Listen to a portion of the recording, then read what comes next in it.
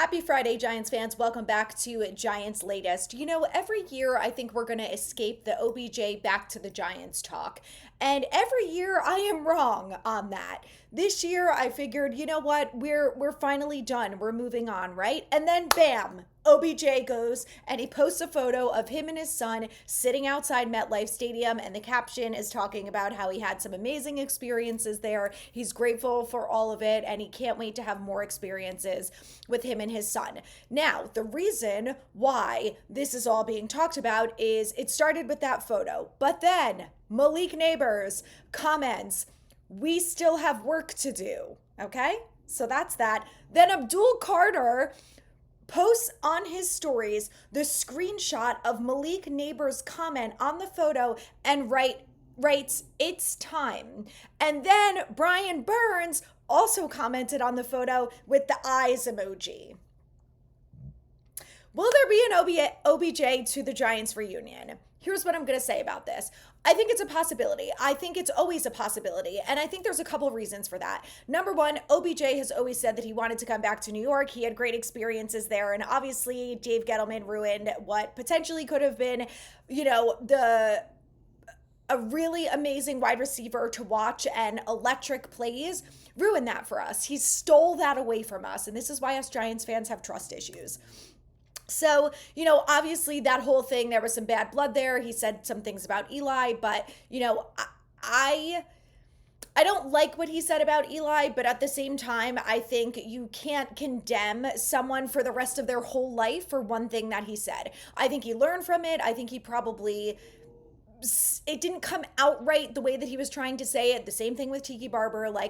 Guys say stuff that they don't mean. We all do it, right? Like, how many times we wish we could take something back? It's just, unfortunately, his was said in the media and there's no escaping that, right? So anyway, he wants to come back. He's always said he would be on board with a reunion. The Giants brought him in, the new regime, Shane and Dable, brought him in for a meeting last year. We don't really know what ended up happening, but we do know it sounds like they had a good meeting. He just ended up going to the Dolphins. So now, fast forward to this year, you've got him who's talking about wanting to come back. He's got really good experience there. He is a free agent. He's in the end of his career. You've got current Giants players who are openly saying that they want him to come back. And I really believe that because of where OBJ is at in his career, that he would be on board to take a veteran minimum contract. I really just think that he wants to come back to the Giants and he wants to end his career, and he'll probably do a 1-year deal, which I think is fair, vet minimum, and then he'll retire. That's what I think. We'll see what happens. You guys let me know what you think in the comments. People are very hit or miss on this. They're either like, hell yeah, bring him back, or they're like, absolutely not, I don't want him anywhere near the organization. The other thing is, and this is a big thing, is that the Giants did not upgrade the wide receiver room. We have Malik Neighbors, who's obviously a stud. We have Darius Slayton, who they re-signed. Then you've got Wan'Dale Robinson. Okay, those three guys are the starters. We assume that Jalen Hyatt is going to be wide receiver 4, but realistically, is he going to battle Darius Slayton for snaps? Probably not. He's going to get in there in some sort of rotational plays and some things that they feel like are really worth it for him, but Darius Slayton is getting the bulk of the snaps there. Now, I don't think that OBJ coming in is going to mean that we're not going to see Darius Slayton and he's going to beat him out or whatever. I like the idea of having more competition. I love the idea of seeing Malik Neighbors and OBJ, two LSU absolute freak superstar wide receiver athletes on the field together. I know OBJ is towards the end of his career and he's dealt with injuries and all that, but if he's healthy for like 6 games, could you imagine? Just think about it for a second. It would be really fun, wouldn't it? Wouldn't you feel a little bit better about this offense if we brought in OBJ? I would. That's all I'm saying. So anyway, let me know what you guys think.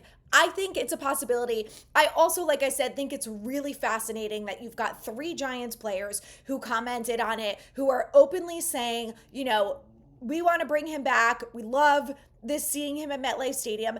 And look, at the end of the day, when you look at this organization and you look at this team, who's the future?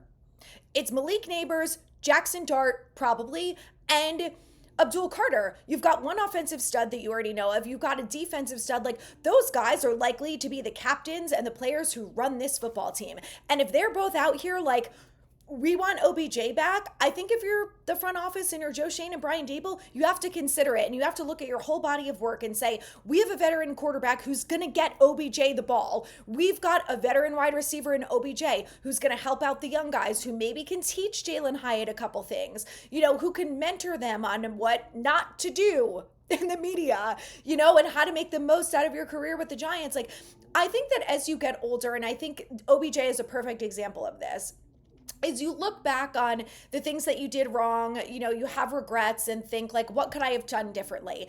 And I really believe that OBJ is a wildly mature and better version of himself than he was when he was with the Giants. We know he's a superstar athlete. We know the guy is a freak and would be competitive and successful on the field. But I also really think that he would take this opportunity to be a mentor and say, there are things that I did wrong. Like, learn from my mistakes. This is the opportunity that you have in New York. Like, I went to Cleveland. Do you think I had opportunities to be in commercials and partner with Gillette and like do all these amazing brand things that these guys are going to have the opportunity to in New York? No, he didn't have that when he went to Cleveland. So anyway, I don't know. I just feel like at this point in his life, at this point in his career, maybe he could be a positive for this football team. But I'm really on board that if they do it, it has to be a 1-year vet minimum, and that's it. And let's see what happens from there. Obviously, he has to pass a physical and stuff like that too. But what I want to start doing is taking comments from you guys and questions. So please leave them in the comments. I made a video last week where I was talking about that, last year the Giants defense had 45 sacks. And with the addition of Abdul Carter, with the year 2 in Shane Bowen's system, with Dexter Lawrence being healthy, the additions of Darius Alexander and Roy Robertson Harris and Chauncey Golston, like, I really think this defense is going to be electric this year. And I think they're going to be super fun to watch. So I said that I think they're going to get 50 sacks. Omnipotent CEO commented and said 60 plus sacks this year, in my opinion. Do you guys agree or disagree? I think it's very possible. I really do. The biggest thing to me is the health factor. If Dexter Lawrence, Abdul Carter, Kayvon Thibodeau, Brian Burns, Chauncey Golston, Darius Alexander, even Micah McFadden had a couple sacks last year. I think Bobby O could maybe have 1 or 2, depending on the way that Shane Bowen used them. If all of those guys are healthy, I believe that this Giants defense will be absolutely top 10, but they have the possibility to be top 5. The biggest thing is the health factor, but you look at what these guys are capable of doing. The speed, the different pass rush moves that they have, the versatility, the way that Shane Bowen could look at those 3 edge rushers and say, I can literally do whatever I want with them. I can move them all over the place. I'm finally going to have a healthy Brian Burns this year. I'm going to have Dexter Lawrence, who's a monster in his own. Dexter Lawrence had 9 sacks last year before he got injured. 9! So, you think about that, plus the other things. Kayvon said he really wants to work on closing. You've got Abdul Carter, who is going to be a sack guy. I think it's a possibility. Is that a bet that I would make? No. Only because I don't trust the health of this team, because I'm so scarred from everyone being injured every single year. But if there was a 50 plus or like a 52 or 55 plus, I think I would take the over. I actually did look already and it's not up there, but it might be soon. Let's talk quarterbacks for a minute, because I want to read a comment that I got from Let Him Live 80, because he's talking about Jackson Dart. This is his comment. Random question. Why are most fans in such a rush to get Jackson Dart on the field? Is it because of Jaden Daniels' success, Bo Nix, CJ Stroud? I understand that it's happened for other young guys, but I'm just not sure it will work for the Giants. A lot of other things had to go well for those quarterbacks to be successful. It wasn't just young quarterback play and young quarterback play alone. Nobody seems to believe in Russell Wilson. I think his experience, his willingness to throw the ball down the field, and then it goes on from there, are all basically beneficial to Jackson Dart and are going to help him learn. I am fully in agreement with this. I think there's no reason to rush Jackson Dart on the field. You've got the benefit of having 2 veteran quarterbacks who have been in the league a really long time and who are going to uplift this offense.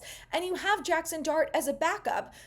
Unfortunately, because this team has been so injured, I mean, knock on wood, we don't have to see Jackson Dart this year if the Giants don't feel like he's ready. If, God forbid, Russell Wilson gets injured and Jameis Winston gets traded, like if that happens, First of all, I think they only trade Winston if they really feel like Jackson Dart is good enough to be the backup, and I just don't see that happening.